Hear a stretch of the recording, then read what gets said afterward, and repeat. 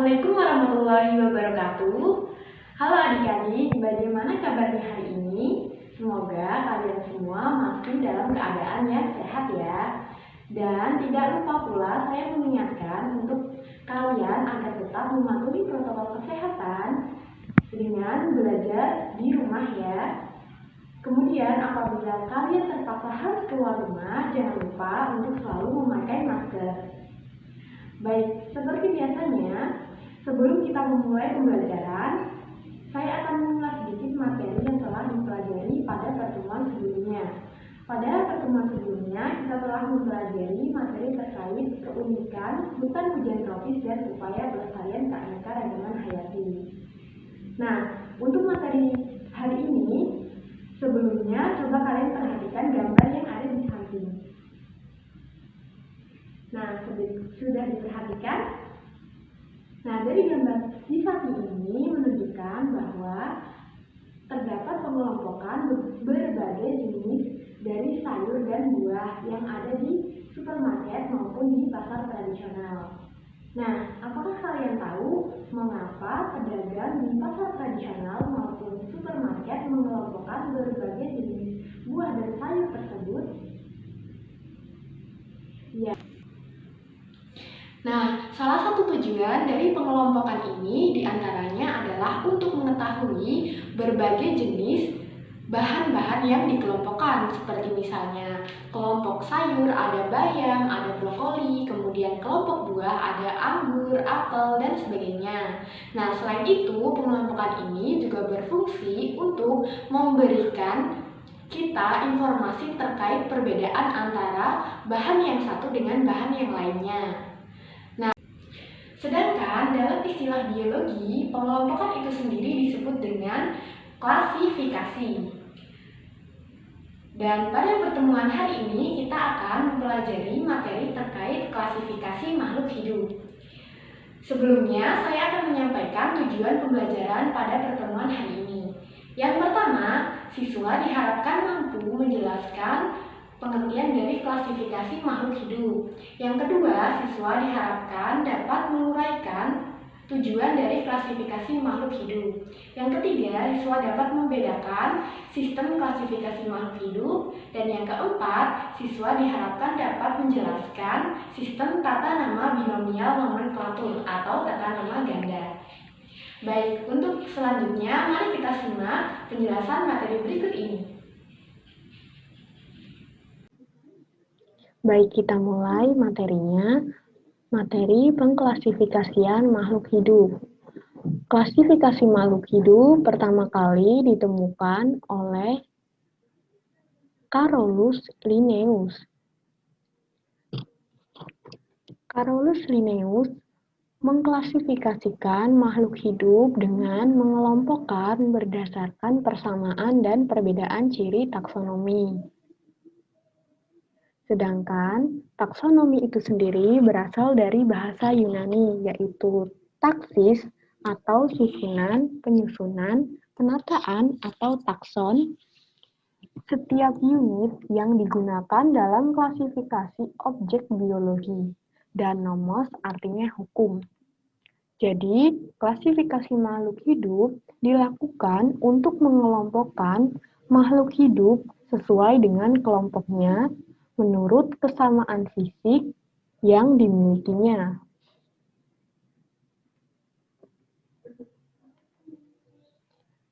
Tujuan dilakukannya klasifikasi makhluk hidup itu sendiri, seperti yang telah disebutkan tadi di awal, di antaranya mempermudah mengenali, membandingkan, dan mempelajari makhluk hidup. Dan yang kedua, ada mengelompokkan makhluk hidup berdasarkan persamaan dan perbedaan ciri yang dimiliki. Yang ketiga, untuk mengetahui hubungan kekerabatan antara makhluk hidup, seperti contohnya pada pertemuan pertama yang telah disebutkan. Di antaranya ada kucing yang ternyata berkerabat dekat dengan harimau. Kemudian, ada yang keempat, mendeskripsikan ciri-ciri suatu jenis makhluk hidup untuk membedakannya dengan makhluk hidup dari jenis yang lain. Yang kelima, untuk memberikan nama makhluk hidup yang belum diketahui namanya, sehingga mempermudah kita untuk membedakannya dengan makhluk hidup lainnya. Selanjutnya, ada sistem klasifikasi makhluk hidup. Dibedakan menjadi 3. Yang pertama, ada sistem klasifikasi buatan atau artifisial. Yang kedua, sistem klasifikasi alami atau natural. Dan yang ketiga, sistem klasifikasi filogenik. Sistem klasifikasi buatan atau artifisial itu sendiri merupakan dasar klasifikasi yang menggunakan persamaan ciri yang ditetapkan peneliti, seperti ciri morfologi, alat reproduksi, habitat, dan penampakan makhluk hidup atau bentuk maupun ukuran. Sedangkan sistem klasifikasi alami atau natural merupakan klasifikasi yang menggunakan sistem alami menghendaki terbentuknya takson yang alami. Yang ketiga, sistem klasifikasi filogenik. Sistem klasifikasi filogenik adalah cara pengelompokan organisme berdasarkan garis evolusinya atau sifat perkembangan genetik organisme sejak sel pertama terbentuk hingga organisme tersebut dewasa. Selanjutnya, tahapan klasifikasi makhluk hidup itu sendiri terbagi menjadi 3. Yang pertama, pengamatan sifat makhluk hidup, pengelompokan makhluk hidup berdasarkan pada ciri yang diamati. Yang ketiga, pemberian nama makhluk hidup dengan sistem tata nama ganda. Nah, yang pertama, pengamatan sifat makhluk hidup. Pengamatan ini dilakukan dengan melihat ciri-ciri dan sifat-sifat makhluk hidup tersebut, seperti ciri morfologi, fisiologi, anatomi, kromosomnya, dan tingkah laku. Sedangkan yang kedua, yaitu pengelompokan makhluk hidup itu sendiri, didasarkan pada ciri yang diamati. Misalnya, 2 atau lebih spesies dengan ciri-ciri tertentu dikelompokkan untuk membentuk takson genus. Kemudian, beberapa genus yang memiliki ciri-ciri tertentu dikelompokkan lagi untuk membentuk takson famili, dan begitu seterusnya. Kemudian, pemberian nama makhluk hidup dengan sistem tata nama ganda atau binomial nomenklatur. Pemberian nama pada makhluk hidup baru bertujuan untuk mempermudah mengenali makhluk hidup tersebut dan juga digunakan agar bisa membedakan makhluk hidup tersebut dengan makhluk hidup yang lain. Sistem tata nama yang digunakan biasanya ada tata nama ganda atau binomial nomenklatur. Kemudian, bagaimana cara memberikan nama dengan tata nama binomial nomenklatur? Ada beberapa cara.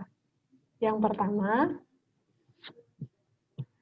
sistem dari tata nama binomial ini memiliki nama spesies, memiliki nama yang terdiri dari 2 kata. Kata pertama merupakan genus, dan kata yang kedua menunjukkan spesies. Yang kedua, kata pertama ditulis kapital, sedangkan kata kedua ditulis dengan huruf kecil. Yang ketiga, penulisan dicetak miring atau digaris bawahi secara terpisah untuk nama genus dan spesiesnya. Selanjutnya, tentunya menggunakan bahasa Latin. Kemudian, kata pertama penunjuk genus dan kata kedua penunjuk spesies. Contohnya Zea mays. Zea ini merupakan genus dan mays ini merupakan spesies. Dan jika ditulis di dalam tulisan seperti ini, maka seharusnya dicetak miring ya. Kemudian, apabila ditulis di dalam buku dengan menulis tangan, maka ditulis dengan digaris bawahi. Sudah paham? Nah, contohnya penulisannya seperti ini. Jika ditulis di dalam dokumen, maka tercetak miring. Namun, jika kita tulis dengan tangan maupun dengan pulpen di buku, maka digaris bawahi.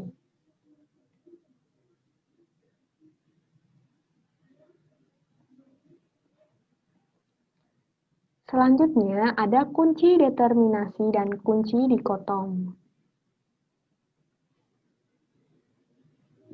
Kunci determinasi. Kunci dikotom.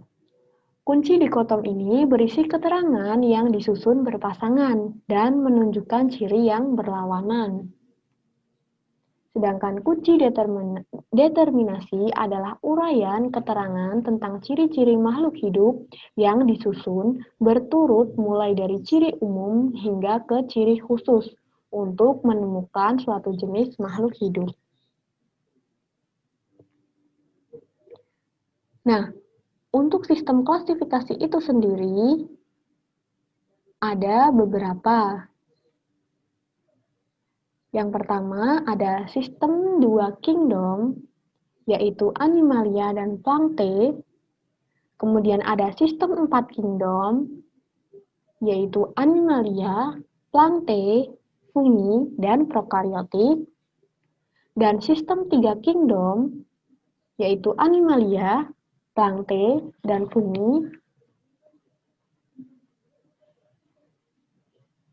Dan sistem 5 kingdom, yaitu Kingdom Monera, Kingdom Protista, Kingdom Fungi, Plantae, dan Kingdom Animalia.